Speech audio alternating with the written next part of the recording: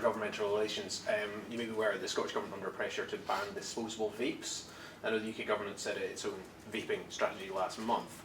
Would there potentially be an internal markets issue there if there were different sales rules for vapes north and south of the border? I can entirely understand why the Scottish Government want to take action on vaping.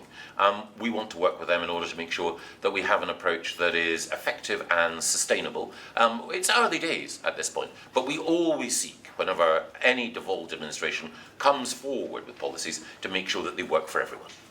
And just finally, if the SNP were to win the most seats in Scotland in the next general election, would you negotiate with them on the topic of independence? No. You may be aware that councils have been talking about having to hike council tax.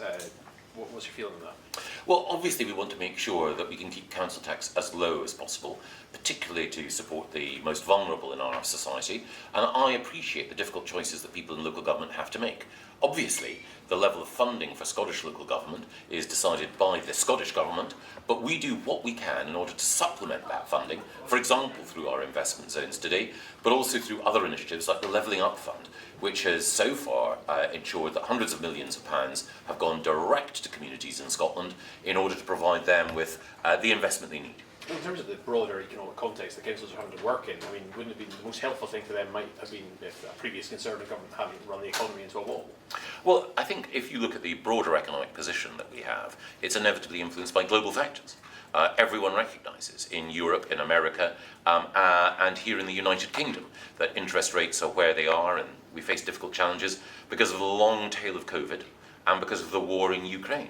But the UK government is providing support, including support for the poorest households through our energy price guarantee that amounts to some £7 billion of direct intervention by Her Majesty's Treasury to support Scottish households.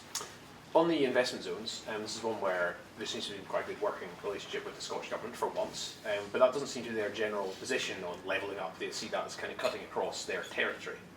I think the investment zones that we're announcing today, £160 million for Glasgow City region and for the North East, is a real success, and it builds on the success of Green Free Ports, one in Cromarty, one on Forth, and it also builds on the enthusiastic reception that Levelling Up funding has received from people in Scottish local government. So whether it's the SNP leader of Aberdeen Council or the SNP leader of Glasgow Council, they celebrate close working with the UK government, and so it should be.